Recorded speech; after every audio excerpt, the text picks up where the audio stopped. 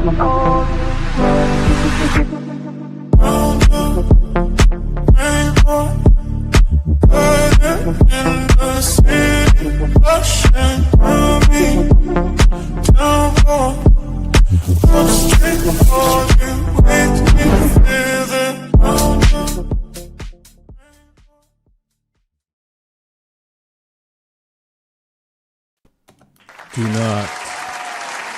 not adjust your YouTube. Do not adjust your phone. Do not adjust your tablet. Do not adjust your computer, whatever it may be. This is Vader Games. This is an intro that is missing its host, much like Chelsea are missing their manager. Hit that like button, subscribe.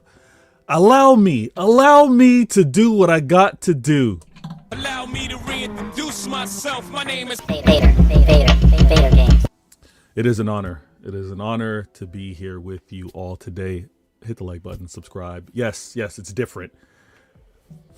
Chelsea are managerless, and it looks like Casual FC are hostless right now. But we're gonna bring the host forward shortly. And let me say this, because this host that happens to be missing right now is a great guy. Great guy. Casually FC, a fantastic channel. The panelists that he has on, I'm always honored when I'm brought on to do a preview. And obviously we got the City and Chelsea game coming up. So without further ado, show the respect. Be up in the comments. Definitely hit the like button right now. Right now, hit the like button. And the man, Marshall, needs no introduction, but one of the realest Chelsea fans that I know. And he asked me to be on the show. So, Marshall, bring yourself forward. Give the people what they want. Chelsea City preview. Come on, in the building. My guy, my big brother. It's sad times. It's rough out here, man. Thank you for the intro, Vader. Just like my club is in much disarray, the channel also reflects it. And another oil brother needed to come in and just, make sure things are maintained and things are going according to plan. Big up, Vader. You guys already know Vader Games TV. Links in the description below. Link in the title and all that fun stuff. And we're here to preview the City game. I don't know how much there is to preview, really. What? We got lots to preview. Don't do that. We got lots. I mean, I think if anything, you probably have more questions for me than I do for you because listen, I've been watching your club pretty closely this season. I enjoy watching your team. I haven't watched every game, but I do try to watch any game I can. And listen, it's been looking good for you guys. I know Sunderland, you dropped points, but hey, I lost to Sunderland. Yeah. Arsenal dropped points to Sunderland too. Yep. I think Liverpool also dropped points to Sunderland. Sunderland away is not an easy feat. It's no Luton, but it's still no easy feat. So, yeah, big up, man. Thanks for the intro. Thanks for coming on the channel as usual, guys. You know what to do. I feel bad. I feel bad. I see you like. You're kind of slouching in your chair right now. The normal Marshall pep, right? The pep in the step, the charming, pun intended, the charming energy. It's kind of missing. And I gotta say first, let me compliment your background, what you're doing for 2026. The scenery is very nice. I like what you're doing with the blue hues and all that kind of stuff. Looking really good.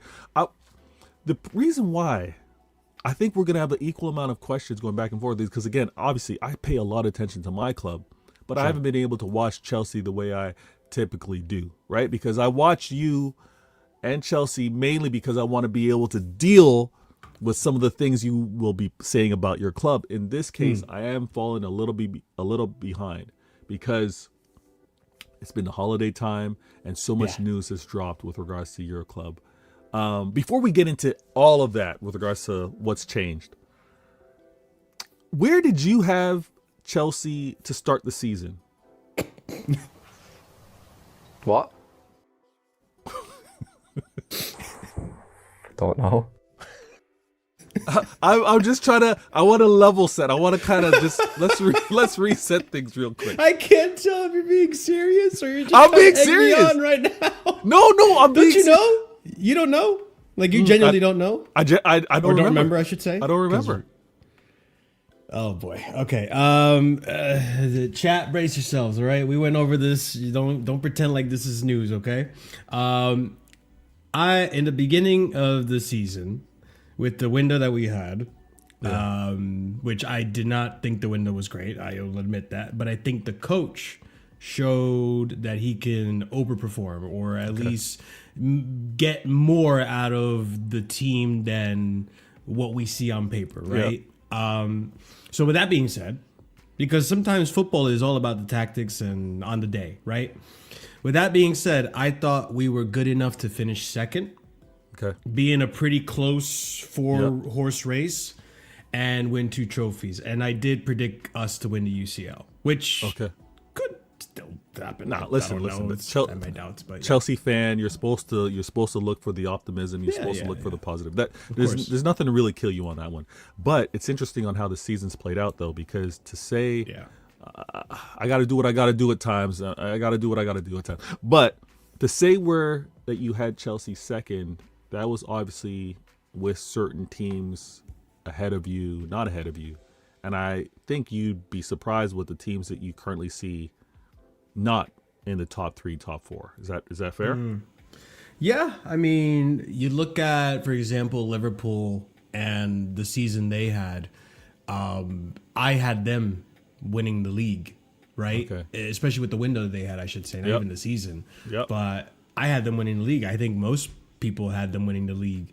You know, most times when you break your transfer record twice in a season, for big players that, listen, you guys got Haaland, and that was like a missing piece because Kun Aguero was on his way out. You were doing this Foden false 9 tactic that could only take you so far. You Pep, City, Sheikh Mansour, everyone knew we need a striker. You go, you get Erling Haaland, you win the treble, right? 4 in a row. With Liverpool, you would think that's a similar statement. You go, you get Isak, one of the next to Haaland, one of the best strikers in the league. And they did need a striker because Darwin Núñez is not good enough. Rest in peace, Diego Jota. He's no longer with us, but he was no longer an option. You would think someone like Isak comes in, game changer. Florian Wirtz, great player, a 10, right? Back in Bundesliga, part of the the Invincibles in Leverkusen. You'd think, there's no way they don't. And the season has been as unpredictable this season as it was last season. True. Because even last season, no one predicted you guys to have the downfall you did. True, very true. Now, a lot of moving parts. Obviously, you had Liverpool winning. It's currently Arsenal top of the league. Obviously, for you to have Chelsea second, you didn't have City second.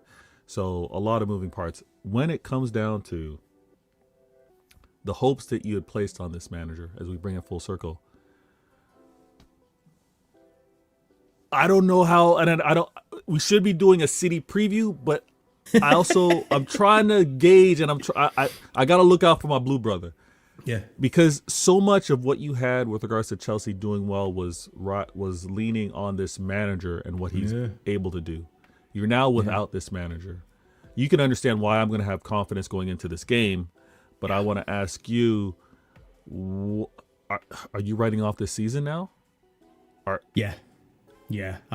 writing off the season because just to put it out there, because maybe you don't know Vader. Maybe you are aware, but it looks like the next one in line is going to be from our sister club, Strasbourg, and that's Liam Rosignor, English manager, inexperienced as well. I think he managed Hull for a season, got sacked unjustifiably, and then came to Strasbourg. Has done about 18 months at Strasbourg. Had all of last season and then wherever he is right now. So 18 months pretty much. So a promising manager. Not proven, but promising. Exactly. Don't get me wrong. I want to make this very clear. I do think he has a very high ceiling. I do think he is going to be, in terms of an English manager, up there with the likes of Eddie Howe, if not better. But he's not there yet. He's not that guy yet. He's not that final product. And I think in terms of, because I also look, and Steve, who's in the chat, can also vouch for me. When Rossignol first came into the club at Strasbourg, he liked to change it up a lot. He wanted you to play four at the back. He wanted you to play a diamond midfield. He wanted you to play two strikers, then one striker, wingers, no wingers. He was changing it up constantly because he wanted those young players to understand, be versatile, be able and ready to play any tactic, because any team we go up against, we need to be flexible. Yeah. And when you do that, when you take those managerial risks, that's what it is. They're risks. You're going to have to risk losing. You're going to have to risk drawing. You're going to have to risk trying things out. This is essentially going to be a preseason for him now. And so I'm writing it off. And it sucks to say. Yeah. Yeah. It's a season where so much has been up and down, but the reason why it's not the end of the world is because when you look across the rest of the league, you got Mike Dawes losing his mind, and we talked about how much Liverpool has spent, but Liverpool's season's kind of like a what if. It could go either way. Obviously, Jacob, Spurs fans, they're losing their minds because they have no idea where their club's going to go. So there's so much teetering on who improves or who steadies the ship. And then you got United, right? Staffy, Griggs. They want this manager out despite him not being, or he hasn't shown to be good enough, obviously, but the board are like giving him more time. He outlasted fucking time. There we go. He outlasted your manager.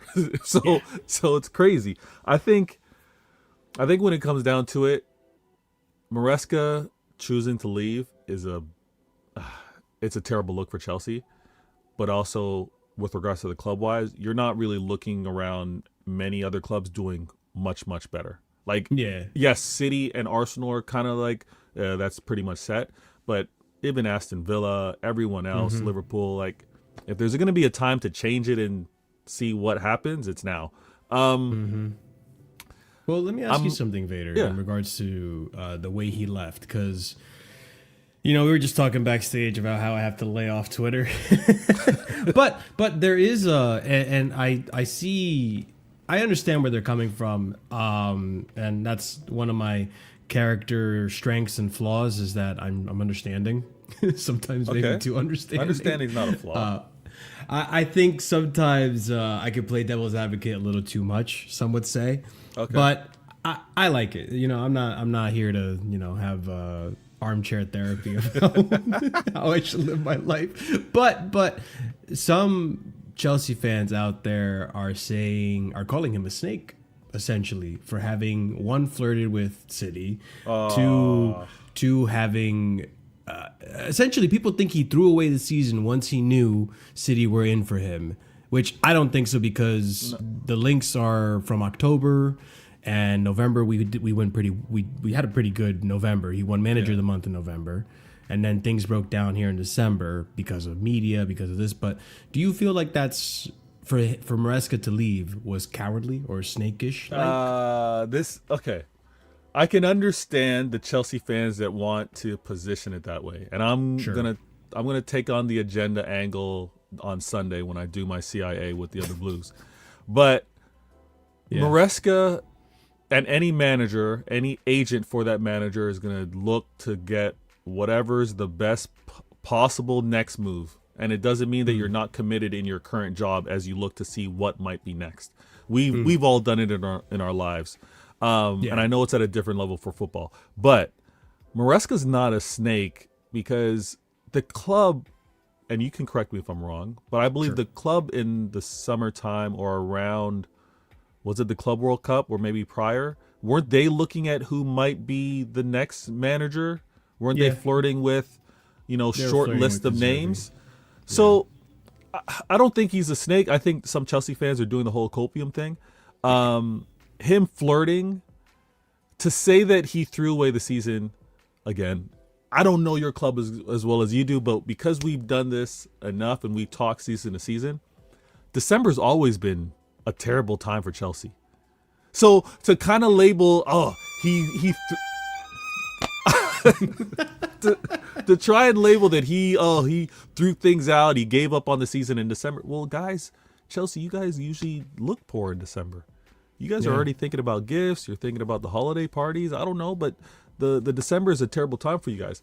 I think Maresca was a professional. The leaks with regards to City, he's not the first manager, and he's not going to be the last with regards to who's talked to who and what might happen down the road.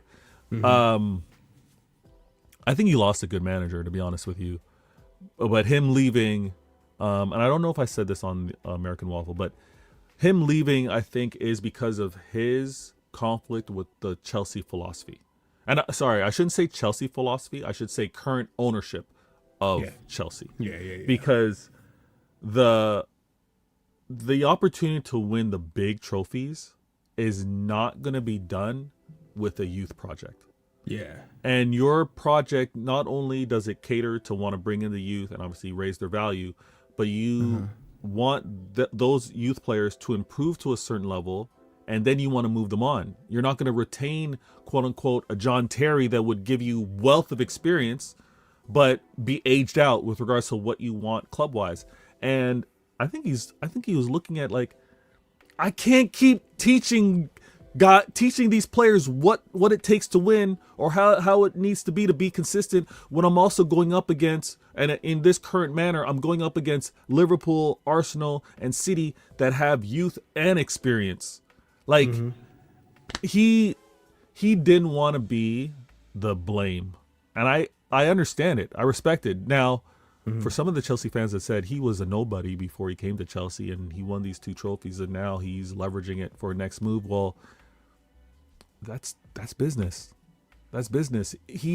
Him earning those 2 trophies wasn't by accident. And when a manager does that, he should be given some leniency, some back and forth conversation to be like, you know what?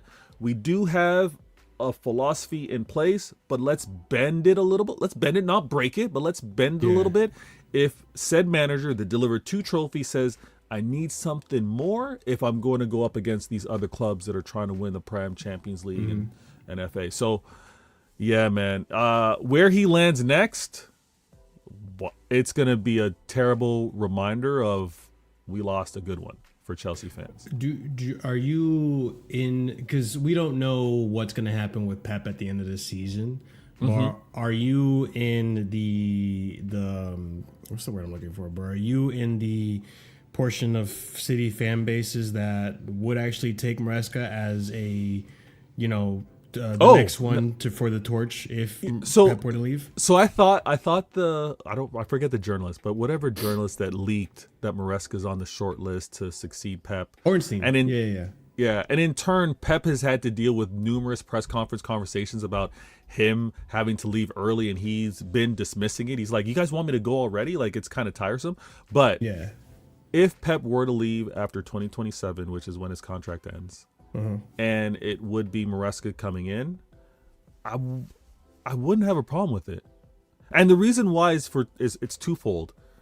I've seen him be successful at a big club. I've seen him win trophies at a big club. And I've also seen him come through our club to accept and know that he knows what we're about.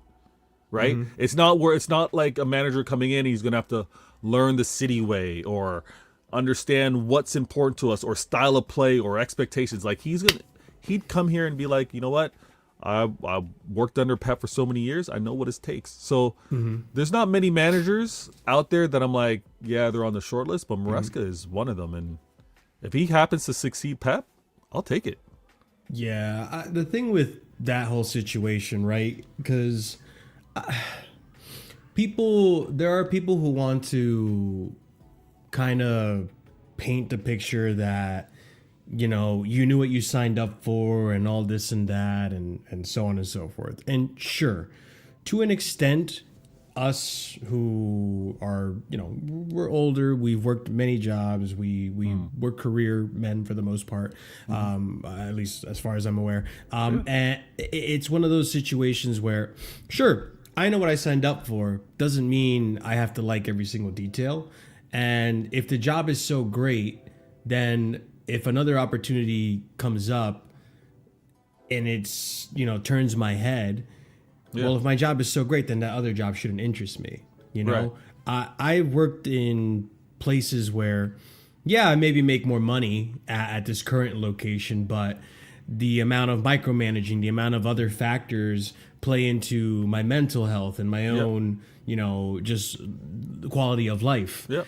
If another opportunity comes where maybe it's better quality of life, less money, then, and that's kind of the situation I'm in right now, I decided to take that because I prioritize my own health, my own, quality of life over any amount of money that they could possibly give me. Yeah. And that's just an example. I think if the Chelsea job were so great, if City come knocking or Juve come knocking, I don't think it phases Maresca. I think what this shows, and you're going to get a kick out of this, but don't misinterpret me, please. Do not misinterpret me. All right. This shows that I was probably a bit too harsh on Pochettino. Because do not smile. Yeah. This shows to me that when Poch left, there's a lot of parallels. There's a lot of similarities. Although I didn't agree with the players that Poch wanted to keep with Gallagher and he wanted to bring in all these other players and this and that. I may not agree with that, but at the end of the day, that's what he wanted for the style of play that he wanted to do. Towards the end, when he started getting better results, he started lashing out towards the board. And then the same thing, mutual agreement. They parted ways because he couldn't agree and he had no transfer power. And now with the leaks that are coming out and all the news and briefs and all this stuff coming out, it's one of those like, okay, this is the same thing where even though Maresca actually came here and won something, right? Yeah. Which most times when you win something, and say what you want about the caliber of what you won. Like I know Conference League was a given. You come in here, you have to win Conference League because we're Chelsea, right? It's a standard. And we shouldn't even be in the competition to begin with, but since you're in it, you might as well win it. And before you move on to that, it's also, and this gets dismissed by many rivals and I would say some Chelsea fans. Look how minimalist he actually managed that tournament. Like he was literally putting out your C squad, like B-team, his assessment of who he was going to play and who was going to get their run, who was going to get their minutes. Like it showed on how dialed in and how strategic he was. And I think that proved a lot with regards to, we don't really value it, but I'm going to be so tactically lined up. The players are going to play in it. It's going to be so consistent. And y'all were expected to win it, but he also didn't have you overcommit to win it. Yeah, not until pretty much the final, where even the first half he didn't put out a strong lineup or a strongest lineup. Yeah.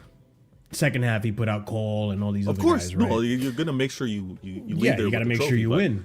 Yeah. So with having achieved that, then going on to get top four, when he could have just gotten fifth and then gotten Champions League. No, he ended up getting fourth, which is what was not expected, but it was wanted, right? It's a championship manager. You don't usually expect Steve Cooper, Daniel Falk, all these championship managers, Chris Wilder, the championship managers of past. You don't usually expect him to finish anywhere near top four. He did with this team. Yep. And then goes on to win the Club World Cup, which you were in it. Maybe at first we didn't take it seriously, but then when you realize the money that's on the line for any club, £80 million is no laughing matter. So he goes on and wins it and then beats PSG convincingly. You would think, sure, let's back the manager. And then when he gets there, he probably thought they would, change their ways a little bit, be a little flexible, like give me a center back profile, which he wanted, and that was the catalyst that started all this. Doesn't get it, then I it's same thing with Poch, where Poch was like, okay, I got you back in Europe, give me something. He did a lot more than Poch. And still didn't get anything for it. So I have to say, it's a bad working environment, man. This 2026 version of Marshall, the level of maturity, the level of maturity that I'm witnessing right now, a man able to say, you know what, I may have gotten it wrong, Yeah, I'm willing to admit. That's growth. It's growth. You know I don't like Poch. You know how angry I used to get about do. Poch. This chat knows all that stuff. But even I can be the bigger man and be like, you know what? I understand now, Poch. I'm sorry for this. Listen, I still have criticism of Poch. Don't get me wrong. Don't get it twisted, chat. Like, he still didn't have tactics. He still was clueless in a lot of things. And I didn't like the way he spoke in the media and so on and so forth. We don't have to regurgitate it. But I can admit, okay, you know what, Poch? You were right about this thing at the end. And I feel bad. I'm very happy to see. I'm very happy to see that. And I also want to say the consistencies between managers wanting some level of control because it is their reputation on the line with regards to delivering or not delivering trophies. If you and every other Chelsea fan are saying these are our deficiencies, especially defensively, let's fix this, and the club isn't doing it, and obviously there's other things that he's going to have issue with, if he's going to be like, yeah, I'm walking away from this. I'm going to walk away from this because I'm not set up for success. And it's one of those where and some of the fans that want to say he's a rat or he's a snake or whatever, would the fans accept that he does whatever he's able to do, falls short of these trophies? Do they say, you know what, Poch? Slip. Do they say, Maresca, do you know what? Yeah. Thanks for what you've been able to deliver despite how unbalanced we are and this philosophy from the club. I don't think they show him that type of understanding. I think they still are going to look at him and be like, you didn't deliver. So if he takes a sabbatical, whatever he happens to do, I very much respect it. It kind of reminds me, even with regards to past managers, you look at Conte, you look at Jose, like if they're going to be the winners that they are trying to be, but they know that they're going to be set up for failure, walk away. And this is a reflection of your ownership, not Chelsea. The Chelsea I know are like, how do I put this? They're relentless winners. Relentless winners where it's like, this manager's let go before a manager says goodbye because they're so ambitious. And it's funny on how it's kind of flipped the other way. You have a manager that's way more ambitious than its ownership. That Chelsea's dead now. It's so unfortunate to say that Chelsea's dead. We're no longer the aggressive winners or aggressively ambitious. We're aggressively trying to make money. And I'm more convinced now than ever before. Because listen, I know there are people who have been out with this ownership from the get-go. Yeah. I'm the type of guy that let's see what their plan is. Let's see how it plays out. Let me get some evidence first before I accuse you. Yeah. Exactly. Yeah. Like I like to base my opinions on evidence that I've seen, right? Like that's always how I've been, and that's how I just live my life. I don't like to just make assumptions out the get-go because I could be wrong and then pie in my face, and I don't like that. So in terms of now, I'm more convinced that they're here for profit. It's more so, you look at, for example, the stadium situation. It's more complicated than it looks on the surface. But if you're aware of the stadium situation, they missed an opportunity to move to a ground where they could have expanded to a much bigger stadium. Now they're stuck where they are. And at most we can do is 60K capacity from the 40 we're at. That's big, so on and so forth. It's big, but it's, what's the team? Birmingham. It's not Birmingham City. They have a 60K. Like, you know what I mean? Like, it's not enough. We're gonna be irrelevant still in another 10 years. No, but the thing is, the funny thing is, with regards to Chelsea, if you increase your capacity by 20,000, you guys already price out a premium for the tickets to begin with, because London, it is a rich demo. Like, y'all are going to have to. Example of like. They're not. I think because it's a consortium that owns Chelsea, and the majority shareholder is an investor, and I think he wants in and out as quick as possible. He just wants his money. Boom, sell when I get profit, and then whatever, we move on. I don't think he's looking long term in terms of a big stadium, but that's one example. You look at the players. This is something you can look at right now with me as well. Look at the players we had last season in Nico Jackson and Nani Madueke. Who else was there? I mean, even you could even look at Mudryk and just some of the players we've had in the past, right? That we ended up selling. Those two players that I just mentioned, Madueke and Nico, the biggest examples of we sold them because someone bit and someone was willing to put a bid, and then we brought in lesser quality. And at the time, I was like, okay, I don't rate Garnacho, but I'm willing to give it a shot to see if maybe these owners see something that I don't. Right? Maybe these despite with see Greg's and something that I stuff you were telling you were like exactly. I maybe it's the environment because we've seen it a million times with United. You know, you look at Scott McTominay, so on and so forth. The list goes on, right? So there's that factor. And you want to see how it plays out because I have been wrong about some of these players that they've brought in and they actually worked out. Another example with Nico Jackson, right? Or I'm sorry, I didn't even finish. Even Jamie Gittins. I thought at first we paid too much for the player. I know he's one for the future, but we've not upgraded on Nani. Yeah. We've not. We've downgraded. And we got money off of Nani to get these potentials that I could see getting flipped in the future as well for money. Look at Nico Jackson, for example. We won about 60 or so million for him, and there are clubs that are very interested in Nico Jackson. He's on loan right now to Bayern, so we got a small fee for that, and then we're going to once again try to sell him again in the summer. And then who do we get as a result? We got Liam Delap. That's our replacement. 30 million. About the same price we paid for Nico Jackson when he first came. So it's just like a pipeline of players coming in for profit, and we're trying to sell them off eventually. If it works, it doesn't work. I'm not opposed to the model, Vader. I'll say that right now. I think the model could work if you just recruit the right young players. The problem is the model hinges on getting it absolutely right with the young talent. Exactly. That's the thing. Because you have to remember that you're building your Chelsea team, but you can't help but look over either shoulder and you're okay, well, does the 11 that we have, or does let's say the 14 players that we have, does that compete with Arsenal? If we're going to go head to head and want to match their quality, and then you look over the other shoulder, are we going to have enough to go up against a City that are going to like? So I think the model is flawed from a winning standpoint. Can you be successful like we've seen Spurs do? Sure. But is it going to be winning? No, because Spurs made profit for many, many years not winning a damn thing.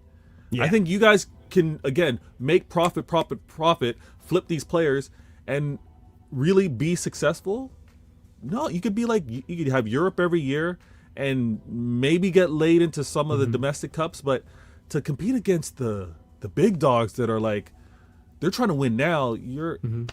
Like, for example, Vader, 2 seasons ago, we were linked to Ryan Cherky.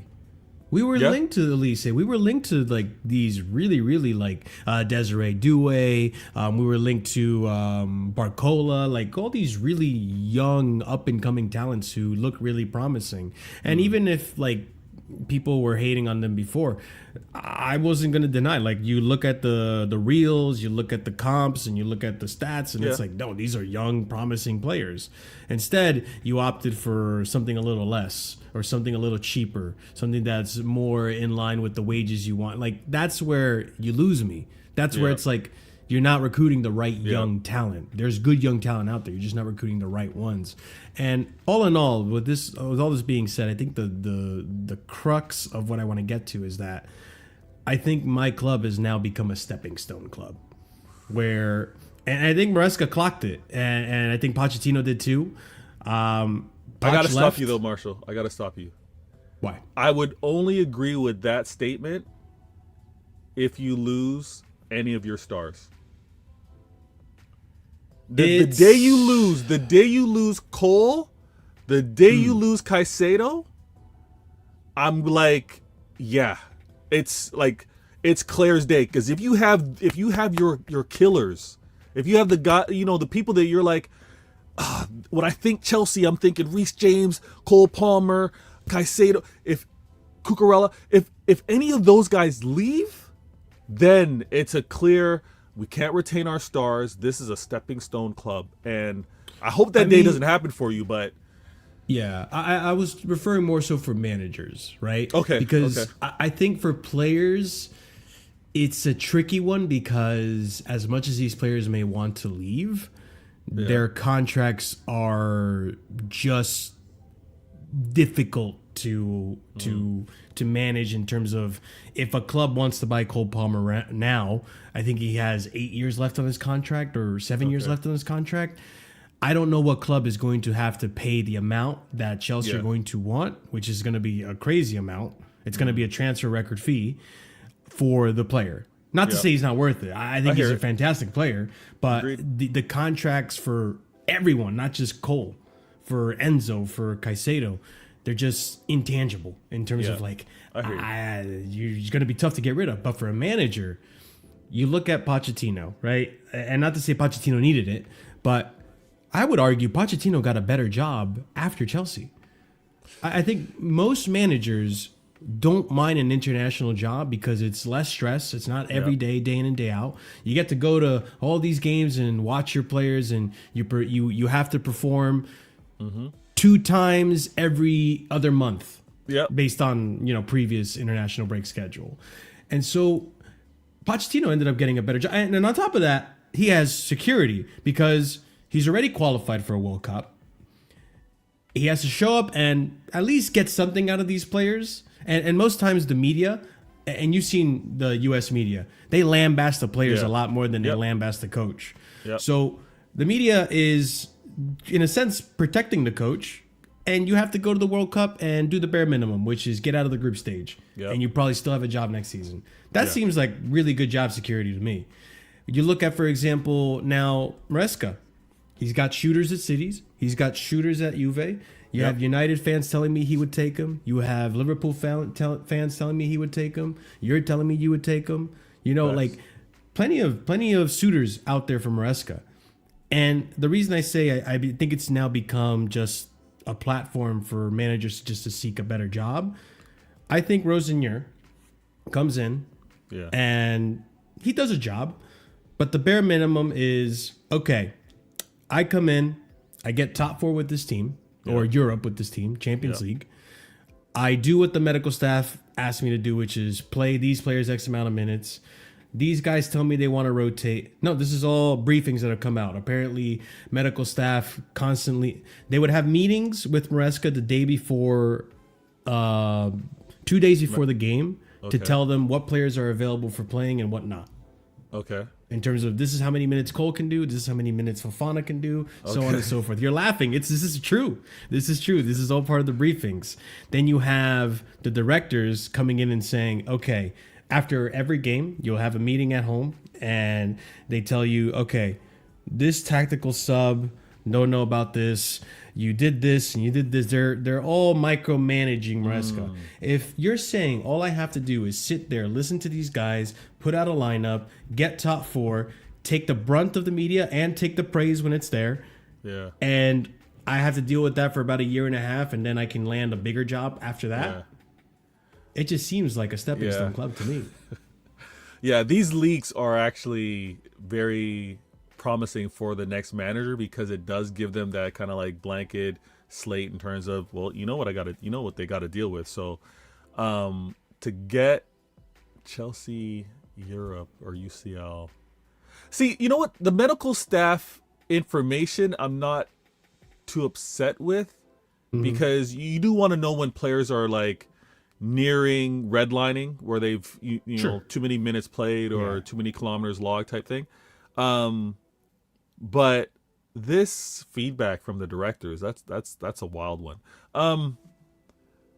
If this manager, this upcoming manager from your sister clubs, right? Yeah. It's a win-win for him. That's what I'm saying. It's a win-win. Because it's Chelsea like on your resume. Listen. Yeah.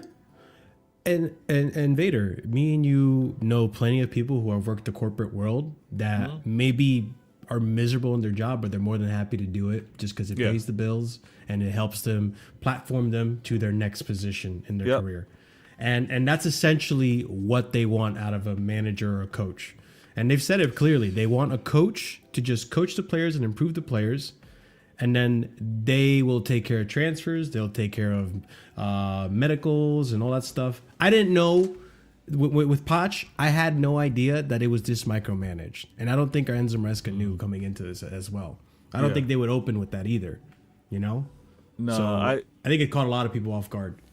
And to your point, knowing this going in, you could know it going in, but not know how bad it would be. You could also know it going in and think that, like, kind of like a probation period, things would lighten up a little bit, or things would adjust based off of delivered success, right? Mm-hmm. He delivered trophies. It's kind of like, you know what, if he does have some feedback on what to maybe tweak, you'd be responsive for it. I can't lie, Marshall. I'm very grateful that US City, the departure is now. I'm glad that Maresca chose to leave, or the mutual departure is happening now, and City get this managerless moment. Because I need the damn 3 points. I need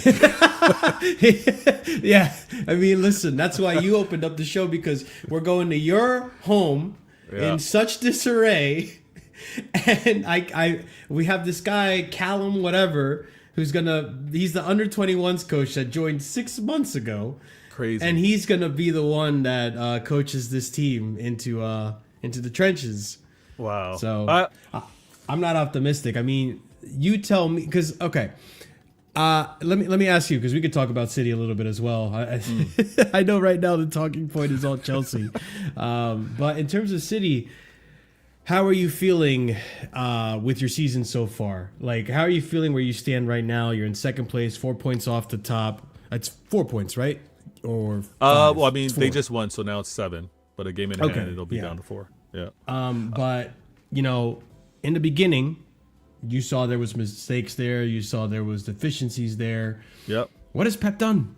Why is it working now? So what happened before? What happened now? Here's the funny thing, right? And I love hearing the talking points from rivals, because it gets me to kind of fact check. Like, I often like, did I misremember? I don't really use the gaslight, because that gets used on me often. I don't say that they're gaslighting. I'm like, maybe they didn't kind of see it right, or maybe they're misremembering. But we didn't. I mean, yes, we started the season off with a win. We beat Wolves. We've seen what Wolves are. They're not that great.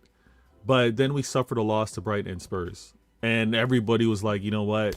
City just aren't at it again. Like, what we saw last season is what we're going to see this season. They're not at it.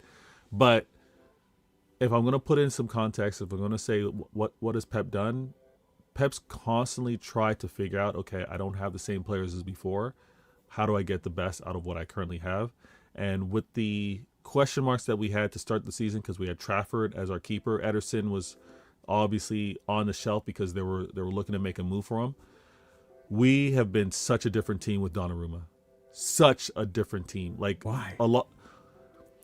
Him coming to the, like, you watch him, you know he's shaky. I don't think he's shaky shot stopping wise.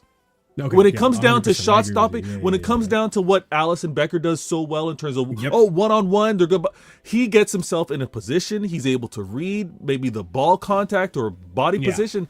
The way he reacts is phenomenal. Now, on corners and some crosses, do I want him to be stronger? Especially on corners. I think on crosses he's good, yeah. But on crosses, would I like him to be a lot more assertive? Would I like him to punch that ball out of space if you're not going to be able to catch it successfully? Yes.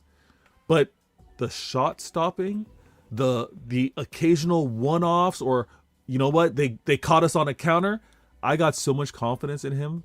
It's great. Now, he doesn't have that ball playing ability like Ederson, man. I was spoiled. I had a midfielder that had swag like Foden and Shirky in net. But Pep's got it differently, and the defenders have been good. I've seen O'Reilly and Nunes step up, and I expect both of them to play in the game versus Chelsea. And then central defense, I think we've just found the right rhythm with Diaz and Gvardiol, and many want to write off Diaz because of last season, but I think he's just brought a level of confidence. Now, we aren't perfect, and that's why when I hear rivals say, I don't fear City the way I did past seasons ago, the trouble season, I get all that. Like, when we were winning the first one or the second one for and when we won the 3-peat, I get we're not that city. We're not even close. The 4-peat city, we just held on to actually win that 4-peat. It was incredible. But not being feared, I get it because Shirky's got to do it consistently for people to fear him. Reinders has got to do it consistently for people to fear him. Reinders is one that I'm concerned about. But in terms of concern, like he hasn't shown the levels that he's shown at AC Milan. But Cherky, you don't think Cherky's been consistent enough, or not? I think not yet. Not to the part where it's like he's on the ball and the opposition are fearful. They're sending 2 men at him, and it's still everything's being sized up right now. Everything's trying to be figured out. But I get why, the same way we say, we don't believe you, Arsenal, until you prove it. Yeah. For a rival to say, you know what, we don't fear City until they prove it, I get it, right? But Pep's tinkering, man. I have a sneaky feeling, and I have a sneaky feeling that he's enjoying football again. Like, he was having a tough time. He had things off the pitch that he had to deal with. But when you see him at press conferences, when you see what he's kind of tinkering with, when you see how he's celebrating goals with Pep Linders and Kolo Toure and even our set piece in terms of French, like, he's just got a new release on things and or new lease on things. I think it's going to be a long season, and I don't think it's going to be a comfortable 38. Game week 38 is not going to be a comfortable one. I have a feeling the motivation from this Arsenal for have been embarrassed for 3 years in a row now as runner-ups. I think they have such a determination this year that Pep and City are going to have to work ahead of schedule and get on the page to try and be as consistent as this Arsenal have been, and it's gonna be difficult. It's a big reason why we're going in the January transfer window, because I think how we are presently constructed, we don't have enough to compete with that squad that they have. So, who are you guys? What are you? Okay, I have 2 questions really, but let's start off with the first one. What are you guys targeting for January in terms of profiles or positions? So we're definitely, you've heard the strong rumors with regards to Semenyo. That's okay, a player true. Which I'm surprised considering. Who do you guys usually play at right wing? Is it Cherky? Is Cherky's really the right winger? It's been so on paper it's been Cherky out there, but when we're playing the game, he plays more like an attacking mid, like a 10. You got Foden like playing a 10, and then you got Foden kind of flirting with that as well, off striker. Okay. And we get our width from Nunez and from O'Reilly, right? So it's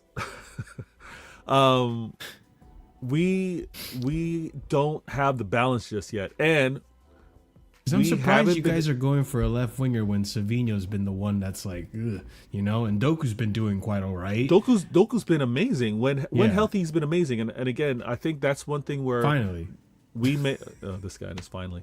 Hey, listen, I may be beaten and down, but I still got fight in me. Okay. I'm gonna let you have that one. I'm gonna let you have that one. Yeah. But Doku's pretty much a lock on that left hand side. And again, he's flirted with playing more centrally, but Semenyo can play left or right. I know for Bournemouth, I think even today he was playing more on the left-hand side, but I saw him punish Liverpool, and he was more on the right side for that game. We have a player that can play on either side in that front 3, and that's really helpful, the versatility. But Oscar Bob he suffered an injury. I think he's a player that gets sent out on loan. We've also got Savinho, who in his second year, I'm not overly harsh on him, but he does need to find some damn composure in that final third, because he's scuffing some passes, and he's not even putting shots on target. At the minimum, you got to put shots on target. So I think we're just shoring that up. Do we go out and get a center back? Are there any links? It looks like we might. I'm not too sure who's at the top of the list right now, but it's definitely going to be a right wing, and there's a chance of either a central midfielder, or a center back, and we need that. Like, Arsenal's depth is silly. That's the other thing I was going to ask you, Vader, because I've made the argument. And listen, I may be looking at this from Chelsea tinted glasses. I am more than willing to accept that. But based off of how they've played this season, and sure, second most goals scored in the league. I've looked at where most of those goals are coming from, and there are some really like 5-0 against Leeds, and there's some big scores of games that they should have won by large margins. So maybe that's where a lot of their goals are coming from in terms of that count. But I'm not convinced. For example, you guys have defensive deficiencies. I think you have an aging back line, and you do get caught on transition. It wasn't too long ago where Fulham gave you guys a game and so on. Even the Sunderland game, like they were putting those balls over top. And if it's a foot race, I think we're in trouble. But when you talk about aging, and I don't even think he's that old, but Ruben Diaz is our older defender that's currently playing. I think he's old enough, young enough for him to be here and maybe given another contract. But the aging out, when you want to think of Nathan Ake, John Stones, I'm in complete agreement. Those guys have not been available, and part of it is their age, and part of it is just those two are fragile players. Injuries and all that stuff too. Like, so I look at the way Pep has kind of gone about tweaking that and making it work, which so far it looks great. You guys have been making it work, and yes, Sunderland's not an easy feat. I understand that. But after Sunderland, I expect you guys to keep winning. I mean, you were 7-game win streak before that Sunderland game? Yeah, it was eight. It was eight. And so the streak. Just so you understand where I'm coming from, the way you guys are playing football, and attacking, still getting clean sheets, mind you, but definitely getting the goals. You got Cherky going, you got Foden going, Doku's doing well this season, Haaland scoring goals. But then I look at Arsenal, and yes, they're very defensively sound, and you can win multiple games by just one goal. But there are going to come times where you're not going to score goals. I mean, this past December is a prime example of they struggled to score goals. And if you struggle to score goals but don't concede, there will be times where you drop points just because it's a 0-0. And I don't think that's going to be an issue for you guys in the long term. I think you guys are either going to win or draw sometimes, right? But I'm in agreement with you. They're definitely going to draw more games. Yeah, I'm in agreement with you with regards to the managerial approaches. Also, you guys have something to prove. Foden, Haaland, treble winners. Like, I know you said before, like, they really want to get it across the line, and they probably do, Vader. You're probably right in terms of the mentality for Arsenal players, right? Yeah. But until they win a trophy or something, it's not there, and it's not been proven. But Marshall, there's something to be said about when you come across someone who is like starving, like when you come across someone that like has nothing. This is their shot. It's different. And and this is when I say I don't know if it's going to require a lot for us to match that energy. Arsenal have been starving. Like, they often poke fun. Vader, sometimes they just die. Sometimes people just starve. They don't always make it out the slums. That's what I'm saying. That is true. They might be that example. It's dark, but they might be that example.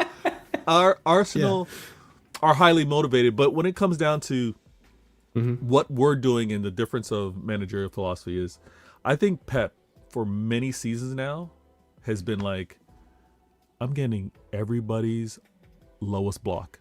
Everybody is setting up, and like, I know from the jump, it's actually a surprise when teams want to press us or they're not playing a low block.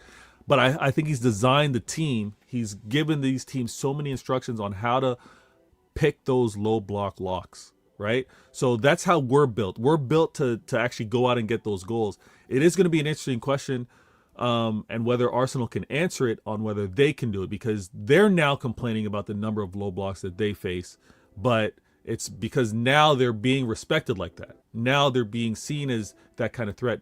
How Arteta has devoted so much of his resources towards defensive midfielders and defenders, if he can make it happen, winning 1-0 or just scoring just enough, I'm curious. I'm curious to see how either club deal with the low blocks for the remainder of the season, because we're all going to be facing it. But the weaponry from a City standpoint, I got tremendous confidence. I think the defense can improve and be good enough. I, like you, it's like, well, let me see whether Arsenal can prove otherwise. I know defensively they're going to be good. Where I'm like, you got to prove otherwise is whether their attack can be good enough versus a team that's going to say, you know what, we're setting up and we're okay with a draw. Arsenal get a lot of success when teams want to play out because they're trying to win the game. What happens when we get to the later stages and teams are just setting up for a draw? I think we have enough to break those teams down. I don't know if they do.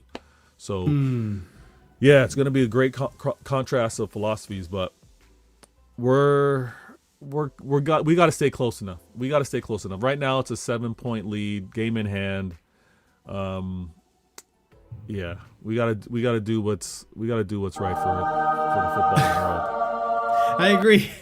I agree. We need you guys. We need you guys to win the league, and I'm cheering for you guys. But in terms of the game, I mean, if we must, I think it's easily going to be a win for you guys. But Easily. in terms of, yeah, I think easily. I'm not optimistic that the players are going to turn up. But I'll put my best foot forward. I'll steel man Chelsea's position as best I can.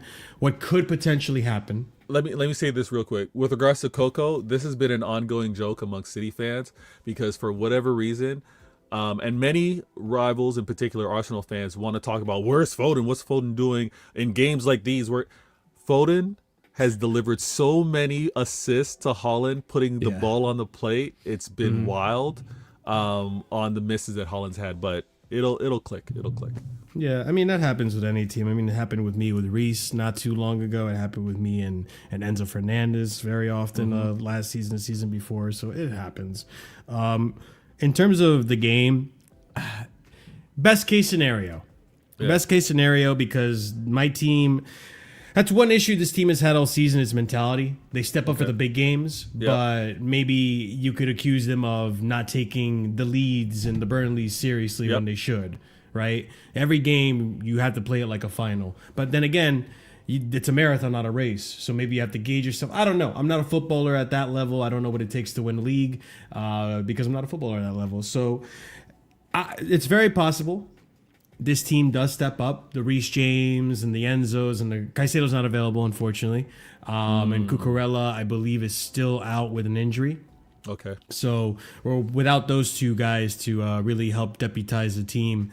But I could see maybe a world where we could potentially set up in somewhat of a low block to try to hit you guys on the counter, similarly to what we did last season. When who's the outlet for the counter?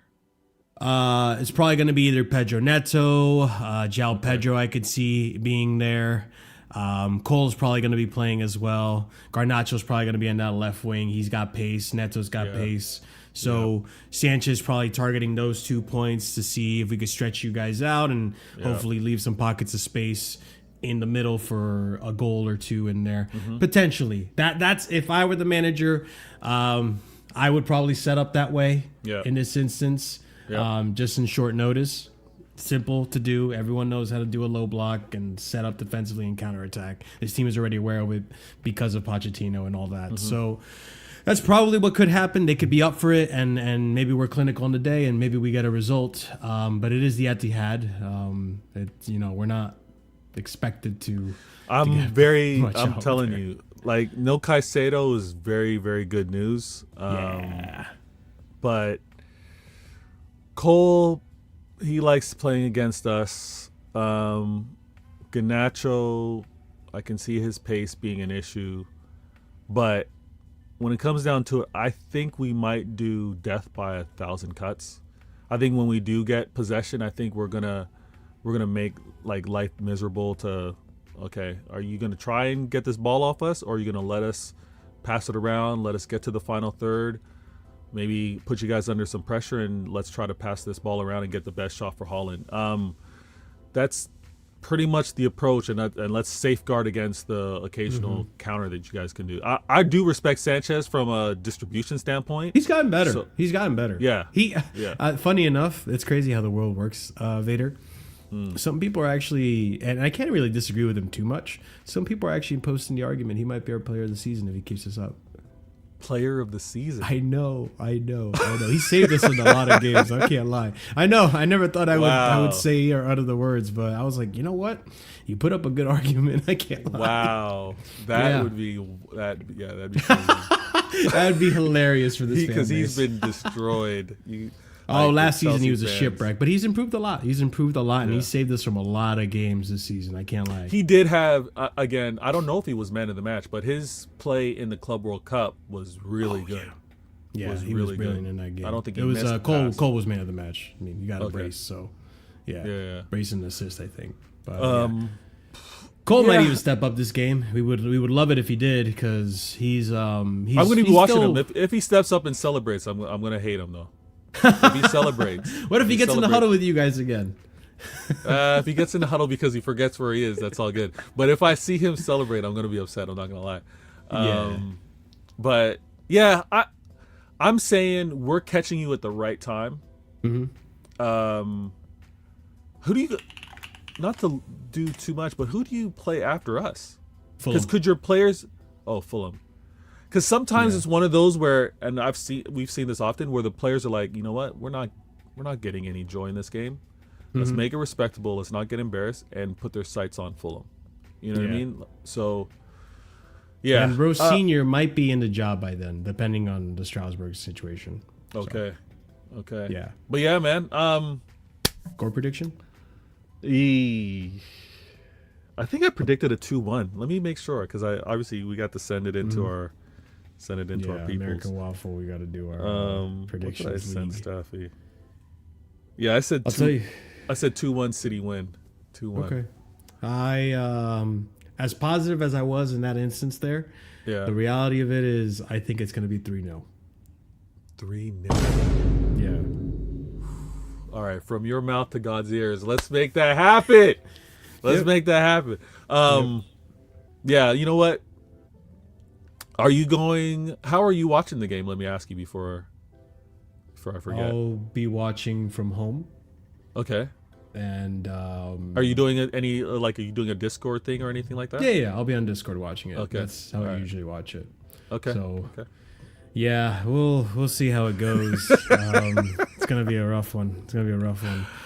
But yeah, man. I mean, listen, I hope it's a fun game. Regardless, I hope it's an entertaining game at least, which we want from these Big Six clashes. So yeah, Vader, my man, I appreciate you so much for coming on. I do always enjoy these conversations. I do always enjoy having you on the channel. But obviously, I wish it was in better circumstances for my club. Because normally I'd have chest and we'd banter more. The only shot I got on you was Doku. Everything else has been just therapy, really. I've kept it calm. Chat, I am ruthless, but I'm ruthless when provoked. And Marshall's been good. My Blue Brothers, I really don't have any issue with typically.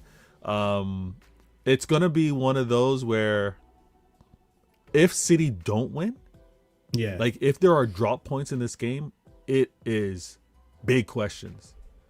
Like that's the one thing that I've tried not to let my mind go this way. But if it's not a win, there's big questions.